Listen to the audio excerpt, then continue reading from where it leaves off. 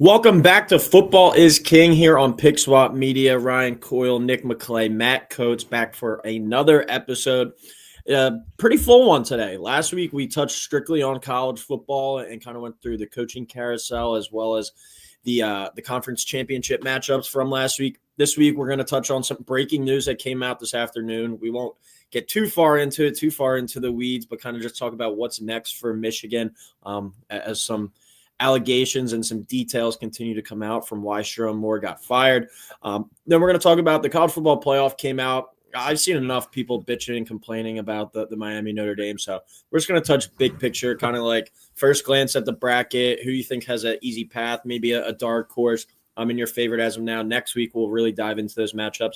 And then we're here at the end of the NFL season already. 3-4 weeks left. We're going to talk about NFL contenders and pretenders from each conference, who we have faith in to make a run at something. Are you buying into the Broncos and the Patriots? Do you still think the Chiefs have some hope? And same thing over with the NFC side. Are the Eagles completely broken? Who's going to represent the NFC North and make a run potentially? So a lot to get into tonight. We'll start off with you, Nick. Welcome back, and how are we? Yeah, I'm excited to get to talk to you boys again after last week. Great episode last week. Moving into this week, we just, a lot of things just happened recently. With Sherrone Moore out, obviously, we can touch on who the candidates can be for that. And then, the NFL, it kind of is, again, we touch on it every single week, a week-to-week kind of league. Who's, frauds, who is contenders. We'll get into that too. And, just excited to talk some ball with you boys again. Matt? Yeah, should be an interesting one. Crazy news out there in Michigan today, but an exciting time of year. We are fully in it. I mean, the bracket is out in college football. We have a playoff. Excited to talk about that, like you said. Touch on the big controversy for right now after what last week we were talking about.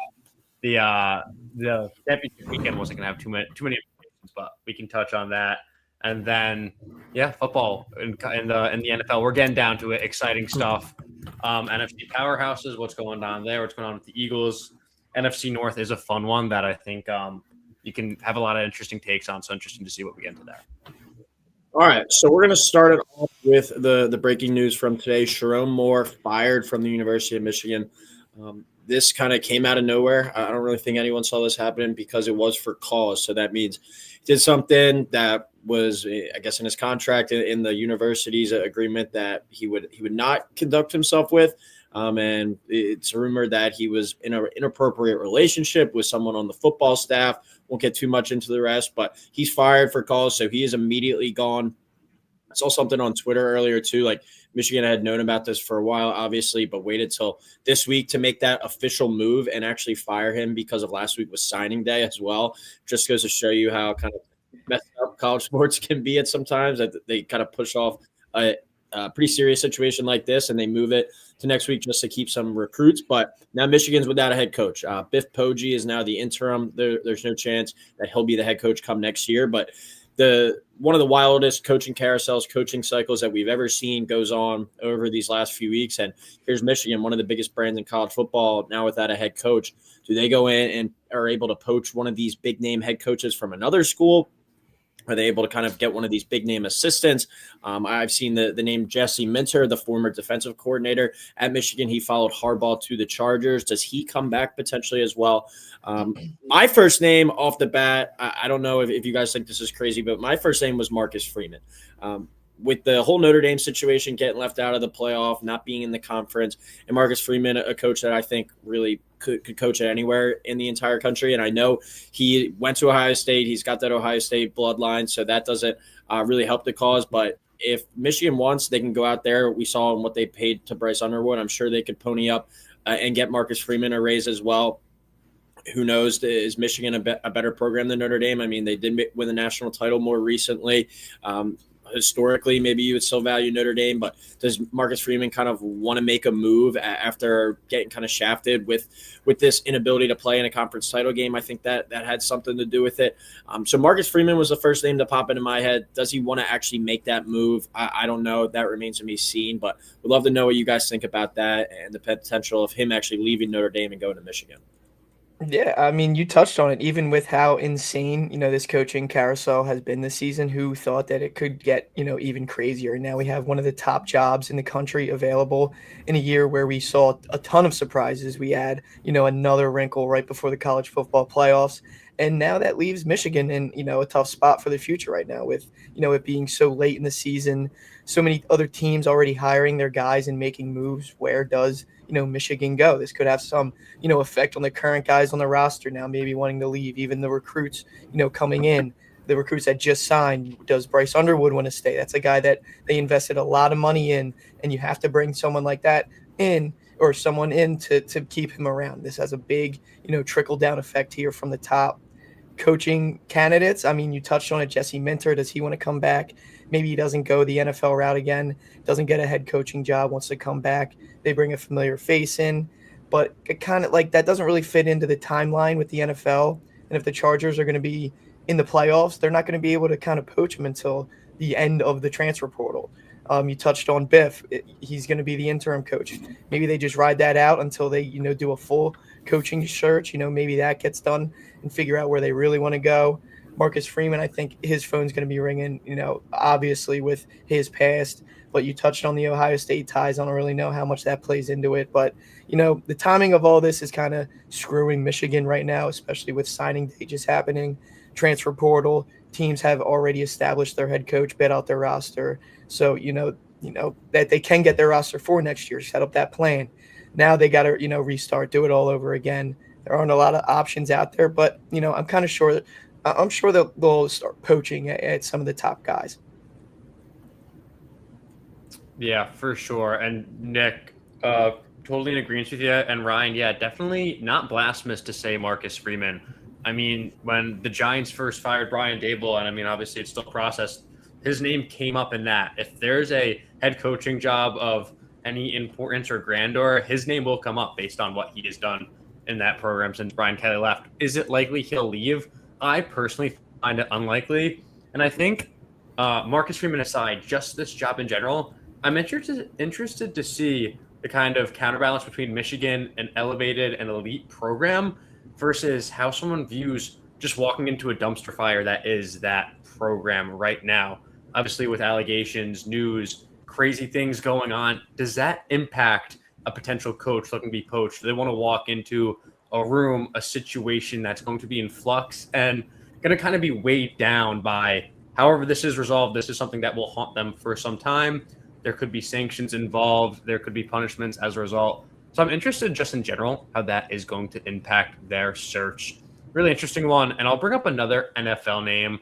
Nick, I loved your point about how the calendars don't line up, so it would be tough. But Ryan, this is one you brought up way back when the LSU job first opened, and that was Joe Brady, someone who's had great success as the offensive coordinator for the Bills. And obviously we know what he did back at LSU when he was their offensive coordinator there. That's a guy who maybe he's interested in a head coaching opportunity, and maybe a great one like Michigan would kind of get him itching. I mean, hey, he went from the South and LSU to the cold weather in Buffalo. I think he can handle the Michigan weather at least a little bit. So that's the name I'm interested to see. But just based on the nature of program disarray and extremely weird timeline, this is going to be a crazy saga to see unfold, because I just don't know how much interest there will be from these top names and how challenging it will be to try and fill the role. Yeah, and I think it's a very,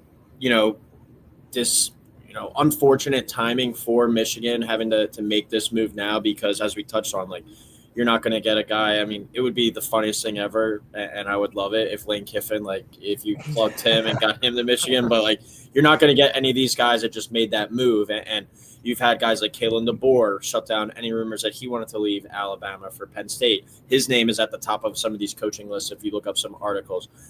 Lincoln Riley, he stated how he's staying at USC. He's another name at some of the top of these coaching lists. So are you able to, like, pluck one of those guys, or are you going to have to go outside the box a little? Like, and that's what, kind of back to your point, Nick, like, maybe you do just let Biff Poggi do this for the year and you kind of reset the cycle next year potentially. That could happen. But a few other names I've seen, Jed Fish at Washington. He's a coach that's definitely hopped around. PJ Fleck in the conference there at Minnesota. Do they take a stab on a guy who's really had pretty solid success, like 8-4, 7-5 seasons? He's 65-44 in 9 seasons at Minnesota. but he's regarded as a really good coach. What can he do with the Michigan brand and with getting Michigan recruits? And another name too, Brian Kelly. He's had a lot of his success there, kind of in that Midwest region.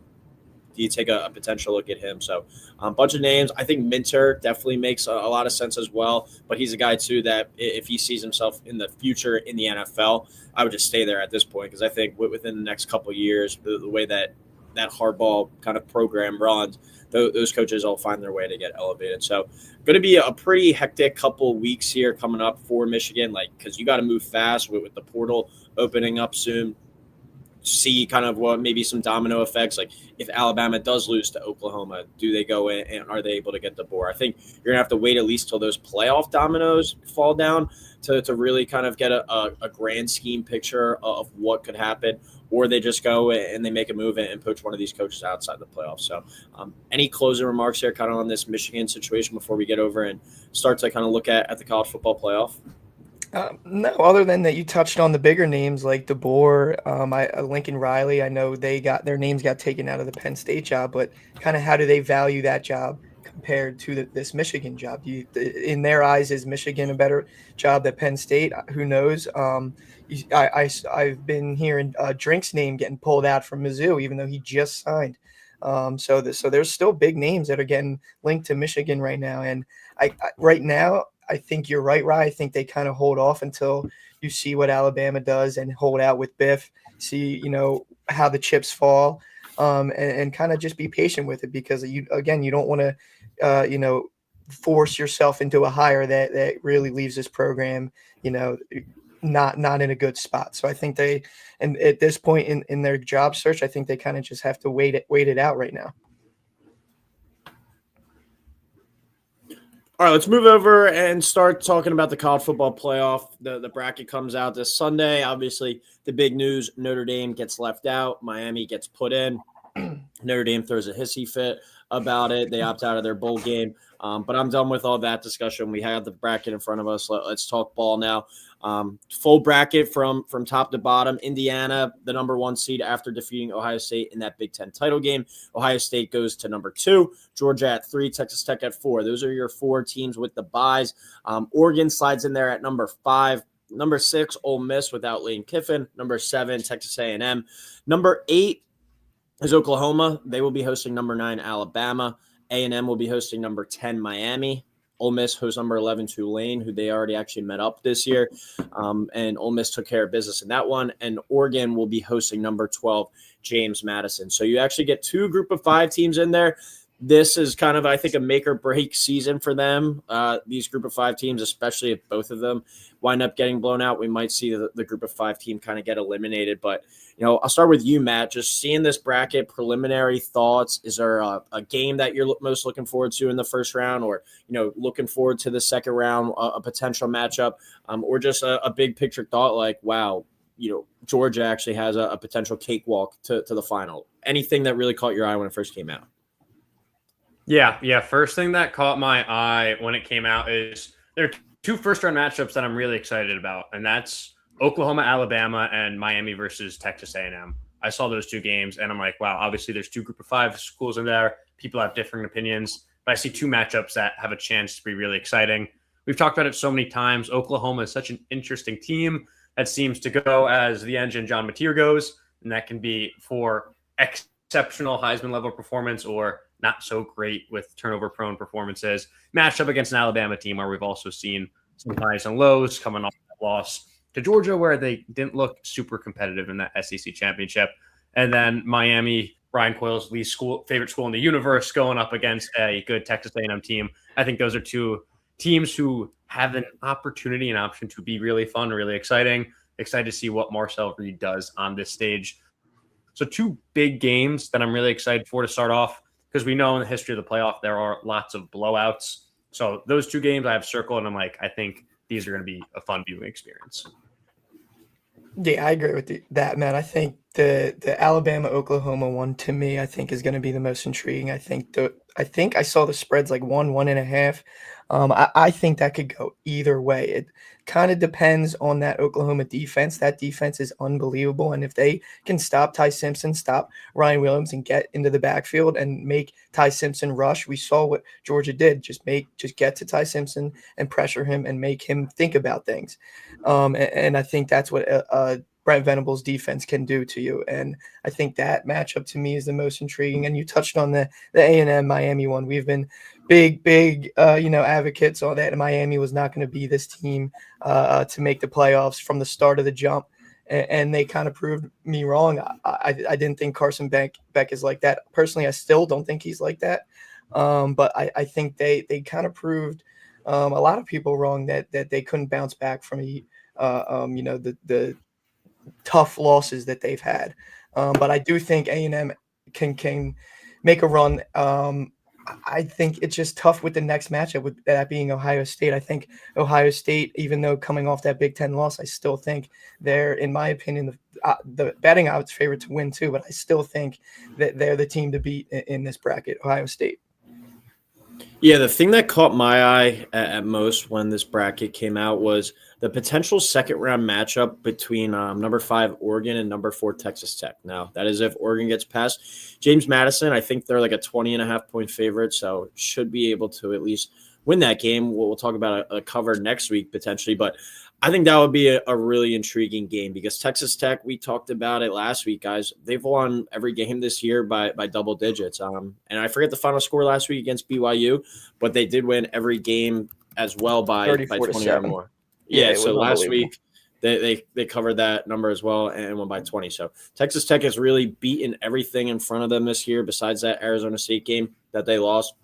They've dismantled these teams, and it's a really dangerous Oregon team. We saw their only loss this season was to that number 1 overall seed in Indiana. So I think that could make for a really fun second-round matchup. That's something that caught my eye there. And then the winner of that playing either Indiana versus an SEC team. You know, all the talk about how the SEC is so good. Indiana has the opportunity, regardless of who wins the Alabama or Oklahoma game, to shut one of those teams up, and then potentially move on with. We could have an Indiana versus Oregon rematch, or see how good this Texas Tech team really is, and potentially play Indiana. So that kind of top matchup there in the quarterfinal round is something that really stuck out to me when this bracket came out. But also with Indiana just being the number 1 seed, like.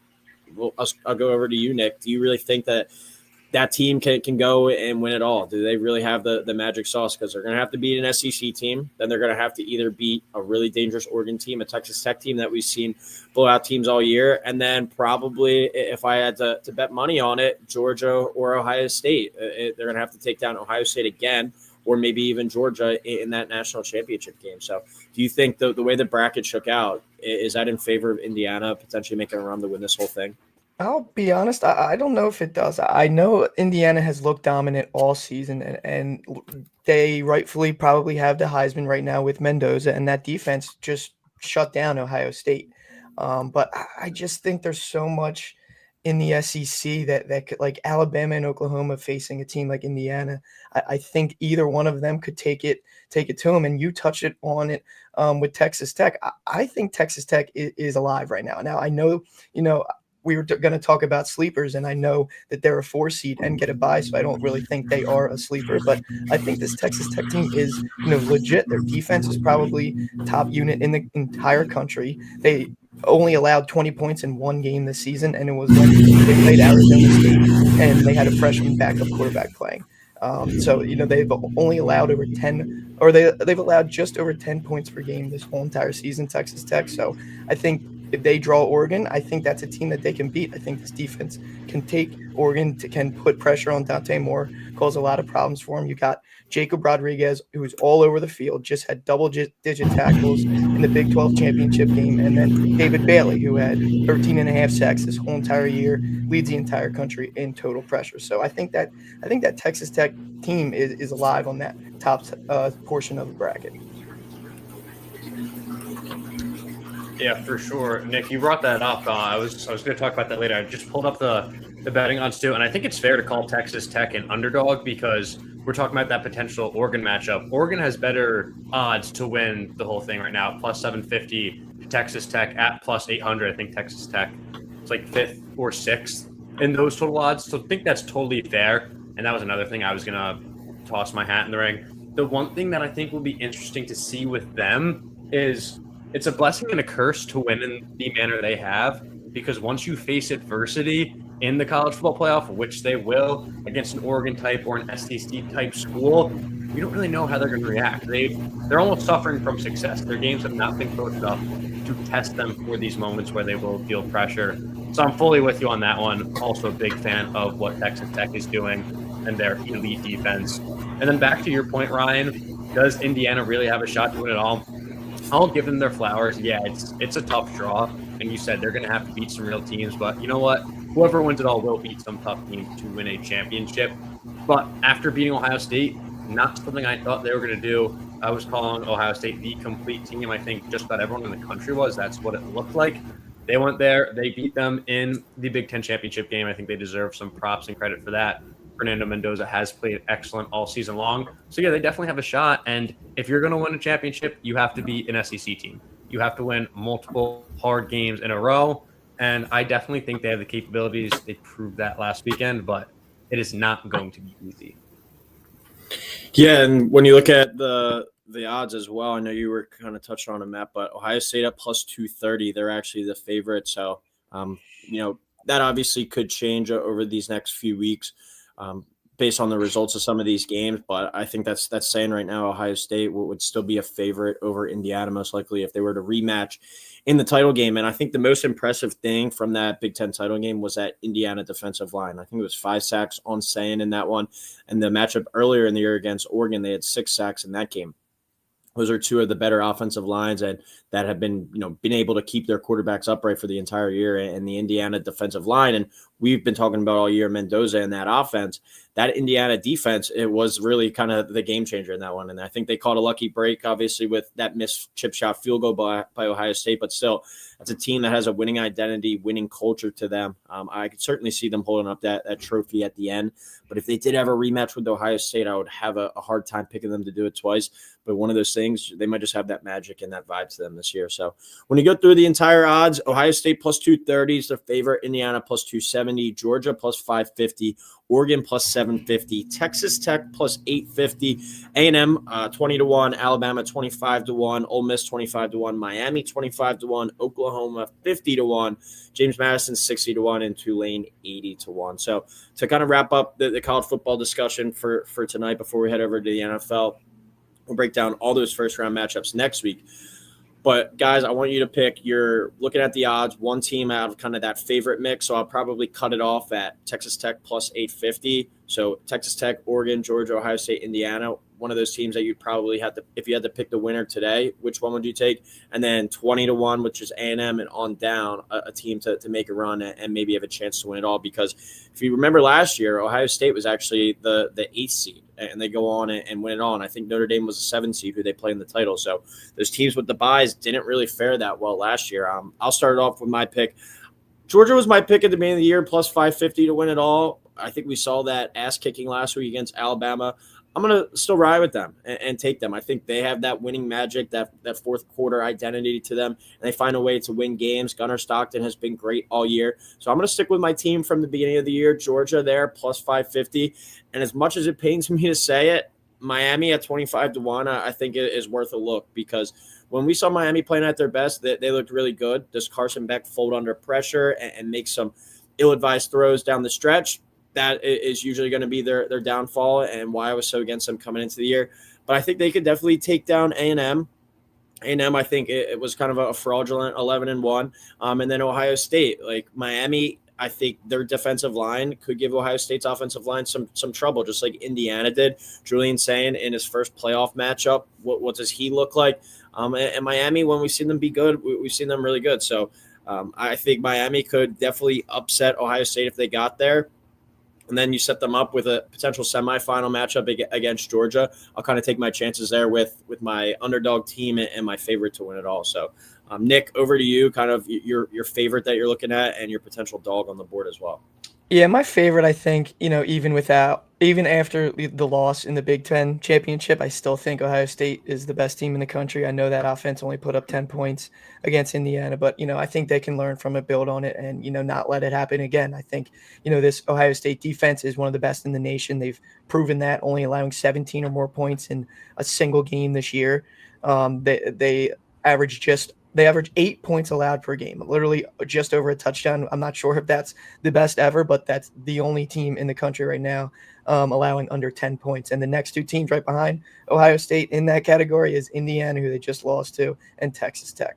So, three teams that are in the top four of, the national title right now. So I think, if I still had to make a pick, I think I'm rocking with Ohio State. I think Sayin and that elite wide receiver group, I think that could beat any team in this bracket. And at the end, I think they'll be holding the trophy. And then other than that, I'm going to go against you, Rye. I think it could be A&M. I think if A&M can, get Marcel Reed going, I know that defense does need to hold up a little bit more. But I think I like the offense. I like their playmakers, running backs. I think they could beat a tough Miami team. I think that can give you momentum into the next round. I know you'd have to beat Ohio State, but I think whoever team I'll say wins that Miami A&M game is very much alive. Yeah, for sure. I'll keep it diverse there. If we're gonna go favorites, I'm gonna drink the Kurt Signetti Kool-Aid, and I'm gonna go with the Indiana Hoosiers. Would love it for the script, would love it for the story. That would just be immaculate to keep this train going. But I mean, we touched on it, and I said I was going to give them their flowers, and I'll also trust them as a team that's been battle tested. And like you said, Ryan, can keep the magic going. You just read those fantastic stats, Nick. And I'm thinking about it. If they get back to a matchup with Ohio State, it goes against my philosophy to pick them again, right? We had conversations last week about how tough it is to be a good team twice. But I'm gonna give them a benefit of the doubt. I'm gonna pick them in this circumstance. They are a battle-tested team. They have an elite defense and a great offense, and that head coaching storyline just gets me excited and fires me up like no other. So I'm gonna roll with them as my favorite. Let's see what they can do.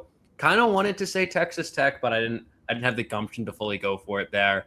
And then once we're gonna go towards those sleepers, was definitely thinking A&M as well, Nick. But I'm going to stamp on Oklahoma just because, like I talked about, that hit or miss capability. If they hit, and when I look at the schedule, it's really easy to convince myself that they can just build momentum. That game against Alabama, we've seen them not play great. We've seen Oklahoma have success against Alabama this season. That's a win that can give you confidence moving forward. And then in the next round, if they get that victory, goes against my pick, but we're talking about Big Ten versus SEC. There's definitely a chance that Oklahoma wins that game. It's Indiana, and they kind of give them that SEC big, tough, strong performance and are able to take them down and move forward. And then once you get two wins like that, you're truly building momentum, and whoever they face next, whether it be Texas Tech or an Oregon team, obviously I think it would be totally fair to pick Oklahoma. So just a bracket that I think is favorable to them to build momentum. And I think if they're hitting on all cylinders and they reach the peak potential, they have a chance to build like that. But like I said, I could look like a fool very soon if they can get smoked by Ty Simpson in Alabama, because the bad side of Oklahoma doesn't look great, but they have a great defense. John Mateer has played at Heisman level this season, so I can see them building some momentum, snowballing their way to a championship. Yeah, and that defense is legit. And Mateer getting a little extra rest here for that injury that he's probably been dealing with all since that second half of the season. Oklahoma defense travels this time of year for sure. So we'll see. We'll break all the first round matchups down next week and extend our college football talk. But let's get over to the NFL now. We're going to each pick our favorite contender in the NFC, our biggest pretender in the NFC, and switch over to the AFC and do that as well. So, Nick, we'll start it off with you. In the NFC, as of today, December 10th, who is your biggest contender out of the conference? I think it's the Rams right now, and I think I would argue the Seahawks too. I think it would be, the NFC West winner right now, and obviously you even have the 49ers right behind them. But right now I think the Rams and Seahawks both at the top of the NFC West right now. Both of them look really good. Stafford has been playing like an MVP at 37, and obviously it helps when you have guys like Puka and Devontae to throw to. Puka's at 93 receptions, tied first in the league, over 1,100 yards, second in the league, and 6 touchdowns. And Adams has 718 yards and 14 touchdowns, which is the clear leader in receiving touchdowns by 5, with the next closest at 9. And there's a few mixed in there at 9. But then you mix Kyron in the run game, who almost has 1,000 yards, top 10 in the NFL in rushing yards, adding 8 rushing touchdowns as well. And then you look at the Seahawks, Sam Darnold has been slinging the rock all season to one of the best receivers in the entire league in Jackson Smith-Njigba with 89 receptions, 1,400 yards, first by almost 300 yards. So I think both teams are pretty similar. They're both similar in points per game and both allowed. Both teams scoring 29 and allowing 17, which is kind of crazy. So I can see one of these teams winning it all by the end, but I would trust Matt Stafford more than Sam Darnold in the big game. So I think right now I'd go Rams. Yeah, I'm going with the Rams too. Pretty chalky pick there by both of us. Rams plus 215 to win the NFC as of today. But I think you said it best at the end there, Nick, where I really like that Seahawks team. And even if that Seahawks team has to go on the road to LA, I'm not afraid of them going to that environment. But we've seen Sam Darnold in some of these big matchups. We saw it last year in the win in and get in game, or the win and win the division game in the last game of the regular season against the Lions. He really struggled in that one. We saw him really struggle in the playoff game, and we saw him earlier this year in a couple of their bigger matchups struggle in those games. That's why I would definitely lean towards a guy with that experience of Matt Stafford, the ball that he's been playing this year. If that team's healthy on the offensive end, I don't know who is more dangerous than them. And that defense is just full of young guys that just fly around. You got a couple kind of really good pass rushers there, led by Jared Verse. Just a really dangerous team from top to bottom. And I think when it comes to the playoffs, it's which team's going to be the most consistent too. Besides that game against the Panthers, since that loss to the Eagles, I think the Rams have been probably the best team and the most consistent team on a week-to-week basis in the NFL. So I'll go with the chalk pick there at plus 215 for the Rams as my number one contender in the NFC as of today. Yeah, I'll round it out, guys, and I'll keep it chalk, but I don't think it's a crazy thing for us to do that. It's the Rams, and you guys have touched on it. It feels like Stafford and Devontae Adams have found a fountain of youth by playing together. Devontae Adams is absolutely feasting in the red zone, and then Matthew Stafford is just getting it done every single week across the board, like you said, Nick, playing an MVP caliber level. And then you look across the other teams in the NFC, and just no one is grabbing you by the throat and telling you that we have to pick them, right? The Rams and that division, the NFC West, are the only ones who are really making a case and making it that strong. You look at the NFC North, they have a lot of great teams, but they're kind of beating up on each other and making it hard for us to go in that direction. So I think the Rams are the clear choice there. And as we've discussed in the past, it's just worth bringing up one more time. The NFC West is a bloodbath with 3 great teams, and kind of how that seeding shakes out. I mean, we still have a chance for Seattle to win that division, and then you're going to have the Rams playing in a wild card matchup. That's something that could happen. It's not insane to say that at this point of the season. So it's still going to be interesting to see how that shakes out. The 49ers will get in as well, something to watch for. But Rams are the only team that I think has commanded us to call them favorites, which I think is why all 3 of us are doing so. Yeah, right. And I'll add another one that I don't think many people are going to like, and this is most likely just biased and having some blind faith, but I can still see this Eagles team making a push. I know we look like an absolute, dumpster fire right now in the last 3 weeks, but the way this roster is built, the big playmakers that we have on both offense and defense, we still have a Super Bowl MVP. Obviously, he's not playing like a Super Bowl MVP, but if we can just get something going, you can say, all you want about how the roster stacked up. This is football. You don't just win with one player. I'm not here to say at this moment right now we look like a Super Bowl team, because they really don't. But I think I'm just going to keep having that faith for, the in the long haul, in the end, with a team that just won the Super Bowl last season. How can, things change that fast? I'm just going to keep having faith in this Eagles team. Yeah, and just finish off with the Eagles as well. Like, you turn it over 5 times on Monday night, and you're still going in with the potential to score and win the game. You were up 21-0 on the Cowboys. You did everything possible to lose that game, and you lost it. You can, easily come back and say, all right, that's a proof that they're a bad team. They're not a good team, but they do all that stuff, and they're still shooting themselves in the foot, and they still have a chance to win it at the end. I think that goes to say something. And just to be honest, too, like the Rams, Nick Sirianni's beat Sean McVay every time he's gone up against him. I know we beat them on the field goal block this year, but still, I'm not sitting at home like, oh, we go out to LA, I have absolutely no shot in that one. The Seahawks, we talked about it. Sam Darnold, go out there and prove you can win a big game. The Packers, they've never beat the Eagles with Nick Sirianni and Matt LaFleur as well. The Lions, the Eagles have owned them. The Niners are an interesting one. The Niners, I think, have kind of had our number a little bit more, but you look top to bottom of the NFC and be like, if the Eagles are actually on their A game, and I think the biggest thing is just win the division, win your first game in the wild card round, and set yourself up for a division game that who knows how the wild card round shakes out, but maybe you get a second home game. Anything could happen from there. You win your wild card game. I don't think there's anybody in front of you that is an unbeatable force. So just find your way into the playoffs and kind of hopefully restart from there. They have a easy stretch down the road here. Let's see if they can finish it off. But we'll start with you, Matt, on this one. Your biggest contender, and I'd be interested to hear if you think the Eagles at plus 600 to win the NFC are actually the biggest contender out of any of these teams kind of still in the running. Yeah, no, I mean, you make some great points, Ryan, and as much as I'd love to say that I don't think the Eagles have a shot, I mean, it would be illogical to count them out. And look, we gotta face the facts, guys. Jalen Hurts ran to a generational talent in Sully the other night. I mean, not every week you're going to go against that guy. That guy's an absolute monster and a wrecking ball. And I mean, you can't do anything about it. Things happen.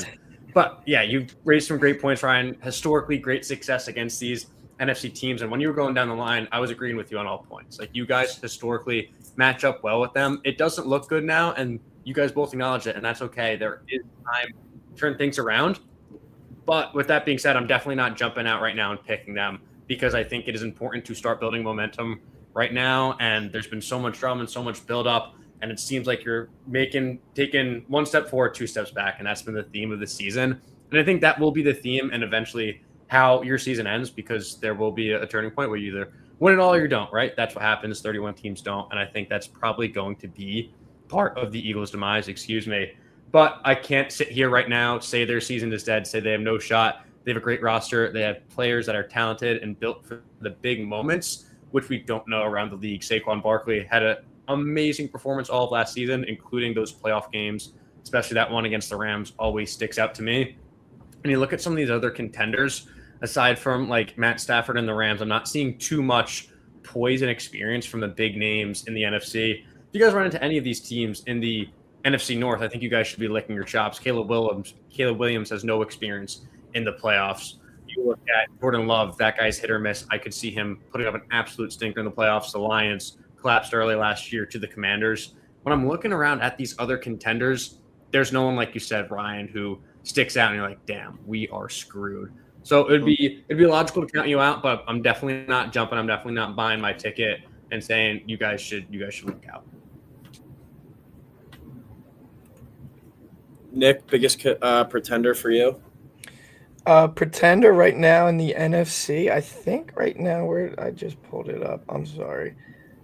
Pretender right now, I think it's the Lions. I know they're not in contention to win their division right now, but we started saying it in the preseason. I think it's not really the Lions' year to win. I think they lost a lot, and you lose an offensive mind like Ben Johnson. That's going to take a toll on that offense, and we've kind of seen it show. I know, they've had spurts where obviously Gibbs looks like one of the most explosive players in the league right now. And I kind of think they just have to keep giving the ball to him. They keep trying to mix in David Montgomery. And as an Iowa State fan, I'm going to love that. But Jahmyr Gibbs is a player that you can't take off the field. He's someone that he's got to be your workhorse. And now I get mixing Montgomery and, here and there, but they go like on and off every other drive, which I don't really understand why they do that. So I think if they just keep Gibbs on the field, you're going to put up points. But they don't do that. I don't really know if I trust that defense either with all the injuries that they have. And they seem to be a team that always has some injuries, and even on the offensive line too. So to me, I think Lions in that division. And I honestly think anyone in that NFC North is kind of pretenders with the lack of, you touched on it, Matt, experience in the quarterback position. But if there were one team in that division that I think could make a case, I think it's the Packers. I think that team all around defensively is better than anyone in that division. So I think I would take the Packers, outright better than any of the other NFC North teams. Yeah, my biggest pretender, I'm going to go with the Packers at plus 400. I feel like I've been off on them the entire off season coming into this season. And I said it about the Rams with their consistency. And besides that game against the Panthers, I think they've really been the most consistent team in the NFL since October really started. But that Packers team is such a week to week team. I don't know what team is going to show up. Jordan Love at times looks like a top 5 quarterback, and then at times he looks like, a bottom 10 quarterback on any given week. Josh Jacobs, I think we've seen him a little bit in and out of the lineup this year. If he's not out in the field consistently running the football, I think that offense definitely takes a hit. And my biggest thing with this team is their receivers. Like, sure, they have Dontavian Wicks had that great game on Thanksgiving. Jaden Reed can have some really nice games. Romeo Dobbs can have some nice games. Christian Watson has been really good. But who's your alpha? Who's your go-to in a big spot? And I still don't know if they absolutely have that guy on that outside. They drafted Matthew Golden this offseason, and he definitely hasn't developed into that yet. Tucker Kraft was probably their go-to receiver. He's obviously out for the season. And that defense is really good, but it's a situation where Matt LaFleur has come up short in the playoffs time and time again. Jordan Love, what version of him shows up? And I think that kind of steers this Packers ship with an unknown at head coach in the playoffs and an unknown at the quarterback spot, sitting there at plus 400. I think there's just a little bit too much Packers love. Now, if they're able to get the 1 seed, that is a different story. You force a team like the Rams who love to throw the ball around the yard, come and play in Lambeau in December. You get the Seahawks with JSN and everything he's done this year and Sam Darnold out in the cold weather. That's a different story. But if you get the Eagles to go there, and the Eagles who have gone there before and won, we just saw it this year, the Eagles who play in similar environments at home in Philadelphia, I don't think that the Eagles are out kind of matched in that situation. So if the Packers get the 1 seed, I'm not afraid of them from an Eagles perspective. I think the Rams and Seahawks would be a little bit more afraid, but I still don't fully believe it in this Packers team. I think they're vulnerable. All right, let's finish up with the AFC. We'll do the same thing over there. Favorite contender, biggest pretender. I'll go with my favorite contender out of the AFC. Is it crazy to still say the Chiefs sitting there all the way down at 30-1? I think they're plus 390 now to make the playoff. Probably wouldn't go with them, but like you're telling me if the Chiefs do find their way into the playoffs, you're telling me you value the Patriots, the Broncos, the Bills, the Texans, the Jags, the Chargers, the Steelers, and the Ravens all over them. Like, you're making me make a pick out of the AFC. I'm probably still going to take my chances. Like, go out and prove it to me that you can win in the playoffs, Bo Nix. Go out and prove it to me that you can win in the playoffs, Drake May. This is probably the most ideal situation for the Bills, but as of now, they're probably going to have to go on the road. Can Josh Allen be a Superman in the playoffs? I'm still wildly going to say 30-1. I like that as my biggest value there for the Chiefs. But if you're making me take one of these top teams, I guess the Bills at plus 370, but they're going to have to probably go on the road in every game. Like, I really don't look at this AFC field and be like, that is my go-to team, right in Sharpie. That team's going to the Super Bowl. I don't know what you guys think about that. Yeah, when you brought up talking about the AFC, I was just looking at them and the standings, and nothing really jumps out. Like, I know you see Patriots at 11-2 and Broncos at 11-2, and you think, okay, that can you buy into that? But then you think, like, do you trust Drake May? Do you trust Bo Nix? And I think out of them two teams, I think I would trust Drake May and the Patriots over the Broncos, even though the Broncos were there last year. But if gun to my head, I think I would have to take the Bills. I know they've been up and down. No, I would never. But I think I would have to take the Bills. I know they've been up and down, shown some games where it just looks like they don't show up. And then the other games, everything looks right. It looks like they could beat any team in the league. Now they go up against the Patriots this week. So we'll see, how much of a battle that's going to be. But I think the main thing that scares me with Buffalo is how reliant they are on Josh Allen. Now, I know he's an MVP quarterback, but his weapons aren't the best. His defense has some issues. I still kind of see a vision for them to take it and make it out of the AFC just based off of what's, surrounding them. James Cook has been one of the better running backs of this season, taking, kind of the load off of Josh Allen, over 1,300 rushing yards, second in the NFL, adding 8 touchdowns too. So, I know they've looked sloppy at points, but I think if they don't win, even if they don't win their division, I think they could go on and win the AFC. Yeah, it's an interesting one when you look at the AFC, and I'll go in a different direction from all of you. And I will, theme of the episode, I'll give the Patriots their flowers. I'll give them their due for the 11-2 record. I think when I've watched them play football games, it's a scary team. And it's kind of funny to say this. Sometimes I like to use for teams that have played, just of course, the Giants as a measuring stick, because there are some teams that the Giants have competitive games with, and I'm like, that's not a good sign for you all. And then the Patriots, I thought we were going to have a competitive game with them, and they absolutely kicked us out of the building. And I was like, damn, that was Jackson Dart's first game back from concussion. He didn't necessarily look his best, but the Patriots gave it to us, and they won that game fair and square. There was nothing else to say about that. And then you look at the Broncos. I've been critical of Bo Nix in the past. The Giants should have beaten them. I don't know what it is. I think it might just be the Raiders, but Bo Nix is struggling every single time he plays the Raiders. Luckily, you won't see them in the playoffs, but we've talked about how he has several games under 200 passing yards, low performance, maybe relying a little bit too much on that defense, which while defense wins championships, you still need a quarterback to get it done. And while young and inexperienced, Drake May has looked fantastic. We were talking about him weeks ago already with MVP buzz because of what he was doing in that building. And I love Mike Vrabel. I think he's a fantastic coach. I think he will do his best to prepare an inexperienced roster once you get into the postseason. And with the AFC being such a crapshoot, and I mean, you look at the AFC North, one of those teams is going to be which is absolutely despicable. So I'm going to take a team like the Patriots because they've shown success so far, and I'll pick a great coach and a quarterback who is young and inexperienced but has shown flashes. Yeah, for my biggest pretender, I'm going to go with those Denver Broncos, currently sitting there at plus 370. Sitting here at 11-2, most likely going to win the AFC West. But if you look at, I believe it's 9 of their 11 wins this season are by single digits. They also have 2 losses in single digits. So this is a team that has played, or excuse me, not single digits, 1 possession games. They have 9 of their 11 wins this year are in 1 possession games, and they have 2 losses this year in 1 possession games. So it's a team that's been addicted to playing these close games, and I think we see the kind of equilibrium with the Chiefs this year. All those close games that the Chiefs won over the past few years, those are starting to go the opposite way. We've seen the Eagles, too, win a bunch of close games. We're starting to see them drop some of these close games as well. And I think at the end of the day, a win's a win. You find a way to do it.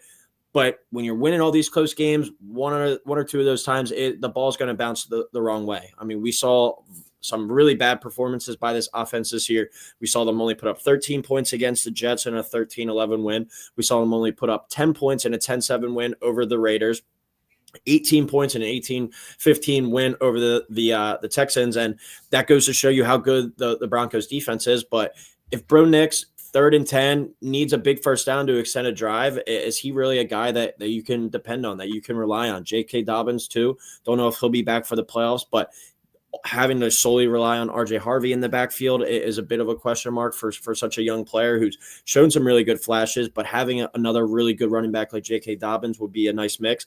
And then the receivers, they're kind of like the Packers where Sutton's a really good player, but is he an elite guy? Like 3rd and 10, I need to go to someone to convert and extend this drive.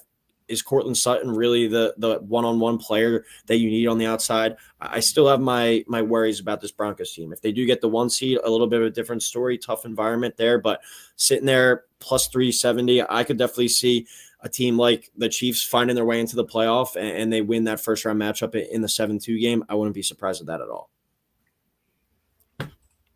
Yeah, I mean, I'm with you. I'm a big Courtland Sutton fan, so I don't like the Courtland Sutton slander. But no, I'm completely with you. I don't know if I can trust that offense. I like the defense. I don't know if I can trust Bo Nix in like you touched on, a 1-score game. But for me, I think whoever comes out of the AFC North to me is is nothing. Like I don't even know why. You know, I mean, obviously they have to make the playoffs, but whether it be the Steelers or the Ravens that win that division, I don't see either of them winning a playoff game. I don't trust either offense. I know Aaron Rodgers and Lamar, have both been battling injuries, but they've both been all over the place. I think, both of these defenses normally are at the top of the AFC, and that just doesn't seem, to be the case right now. We're seeing a lot of miscues, a lot of points given up between teams that really, we're not used to seeing that. And if I had to trust one of these teams, I guess it would be the Ravens, even though the Steelers just beat the Ravens. I think if you can get Lamar on a good day, he could be one of the best quarterbacks in the league. But at the same time, he needs some options. And when he does have those options, he kind of needs to execute and make the right play. So I think whoever wins this AFC North is a kind of a fraud to me, but I would trust the Ravens more than I do the Steelers. And to touch on it, I know they kind of already expose themselves to being it, but the Colts, I think, a lot of us may have seen this one coming. It was kind of hard to believe that Daniel Jones was going to keep up that pace he was on. And I'm not trying to knock him either because he was playing well, and it looked like it could all be falling into place for him. But injuries happen, and the momentum started to slide. They're 1-4 their last 5 games, going 0-3 since their bye week, and that one win in the last 5 games was in overtime against the Falcons. And in those 4 losses, they didn't score over 20 points in any of them. So I think, them being behind the Jags and the Texans, we can pretty much count them out. And they play the Seahawks this week, 49ers next week, and then finish off against the Jags and Texans. So I think they were always a fraud, but, I kind of did want to see them succeed and see if they could keep up that pace. But with the Jags and Texans doing what they're doing, I don't see them even, I know they're only a game out right now looking at the standings, but still, I don't think they can make the playoffs right now. Yeah, I'll keep it in the South with you there, Nick. And it's not a team that I think necessarily getting a lot of buzz, so it's not crazy to call them a fraud. But I'm going to pick the Jaguars just because I don't think they're the top dog in their division. Obviously, they're sitting at first right now, but I think there's definitely a shot that Houston goes ahead and surpasses them to finish the season. And I think Houston is the more dangerous team. That defense is really coming into its own. We know what DeMeco Ryans can do to that defense. We've seen it in the past in his short head coaching career, and CJ Stroud's obviously been an interesting and polarizing quarterback thus far with his demonstrative successes rookie year, and then since then a little bit of struggles. But I think that defense is elite. I don't think the Jacksonville Jaguars necessarily have anything to write home about. And so with them being first place in their division, and as a result, I think I pulled up the odds somewhere in like the top 4 or 5 in the AFC, I will call them frauds.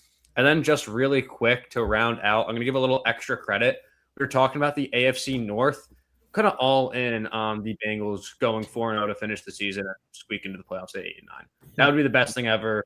I talk about the script a lot. Joe Burrow getting the script writers going. Tough loss in Buffalo. They rebound, get into the playoffs with a losing record. Would be hilarious. They wouldn't do anything with it, but it would just be a perfect encapsulation of the AFC North this season, but oftentimes that division is a crapshoot. So love a sub 500 team making it. Yeah, if they had won last week and they had beaten the Ravens at home this week, it would have been a very interesting conversation. They would have been certainly right there in the mix because they would have been, 5-8? They would have had the same record as the Ravens at the end of this week. So would have been wild there. But great show tonight, guys. Thank you, everyone, for tuning in. We'll be back next week. We'll break down all of the top college football playoff matchups for next week, touch on some NFL stuff as well, and maybe Sharon Moore.